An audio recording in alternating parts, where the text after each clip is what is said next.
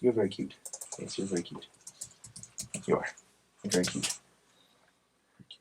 Let's see. Let me make sure I'm not. I don't even know if I know how to do this anymore. Let me make sure I'm not gonna blow your head off. Oh yeah.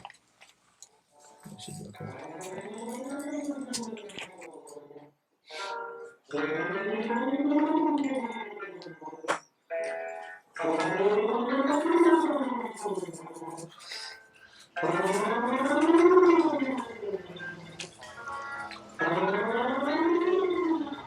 Even before kind of like the prep work of doing the record, going into this record knowing that we were able to have the screaming element, we were able to do it, and then also him playing drums, where he's so good he could play anything we want. Like there was no limitations on what we could do with our music. Like we could do something really heavy because we could have a scream that would make sense on it.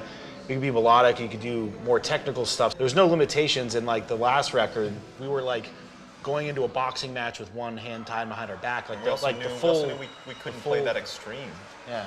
As a band. It's like you could do that because like, you know, the drumming thing and also the screaming, that it was kind of like we had to kind of go a certain route to make a record. And it was like, you know, with what we're capable of writing and performing, it was like kind of like, that was like the one-armed boxer version of Trivium. And this is like all the, you know, gloves off, just, you know, punching people in the face. Like the last couple days, I've been pretty anxious. Like we did all the singing, and we did it the way like I wake up, do an hour of warm-ups, come in, do another 15 minutes of warm-ups, and then go do the singing. Pulling like 3 to 5, 6 hour singing days and nailing everything, be able to do that every day in a row.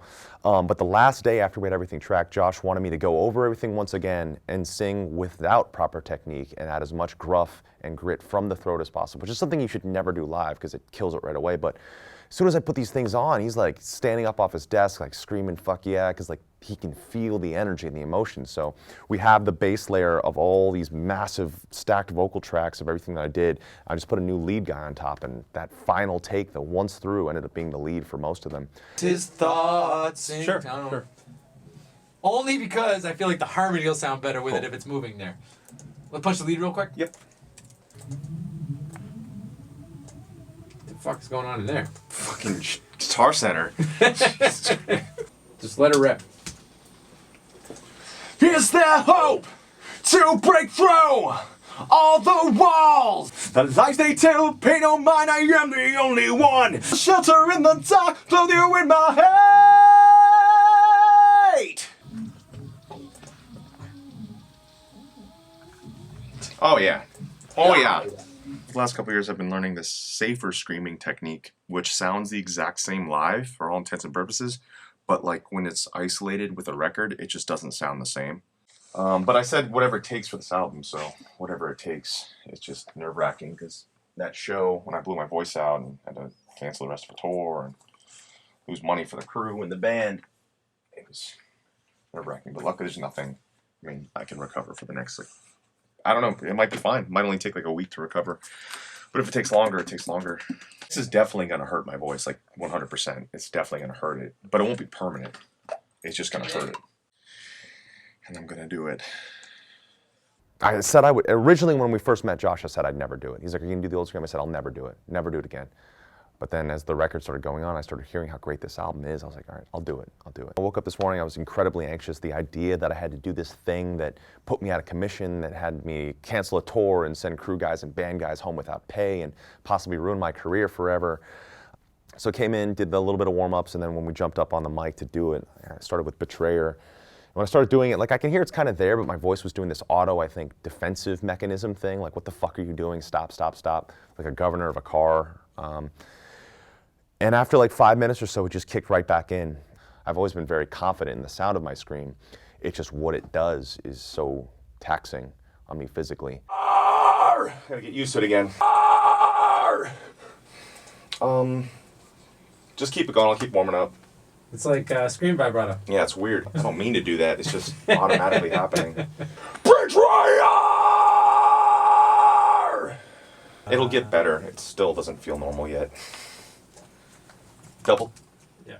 In the beginning, it's like when you're a new band, and again, this comes back to us being musicians first. You really love a riff, you're gonna fight for that riff in the song, And once we all get it down, once we can run it through and actually manage to play it fairly good, all right, let's start doing vocals right away. And that's something that was not a normal thing for us. Definitely on old records, we had gotten into vocals, but it usually was like we'd be playing a song for so long before we had any vocals. You're just so comfortable with how it feels, you just don't want to change it. You're resistant. When it was this early in the process, you're not as set in stone with like, this is how it has to be. Perfect example, Sin in the Sentence. We get in there, I have this song, I kind of have some of the way the chorus is, some lyrics that I liked, but the problem when we started playing was the verse riff was really weird. And we started playing over it, and it was just obvious, like, I had been living with this riff for months, so it didn't feel weird to me.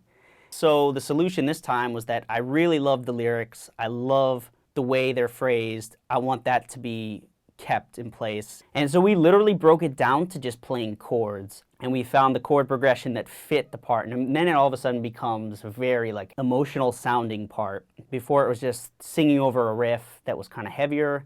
Now it's broken down, it's singing over chords, it's really letting Matt be able to emote what he's singing. So now we've kind of made these kind of like peaks and valleys already in the first couple parts of the song, and you know, it was just getting in that mindset and doing that to every single song, and that was how it happened in this whole process, even in the second round of pre-production. When Matt came in to do vocals this time, he was saying to me how he was able to really kind of get into the lyrics and almost act them and be in the story and try to bring something out of it that wasn't just, this is a good melody and a good hook, and he just was able to give this extra thing by kind of becoming whatever the character or the perspective was of the lyric. He was able to just take it to the next level.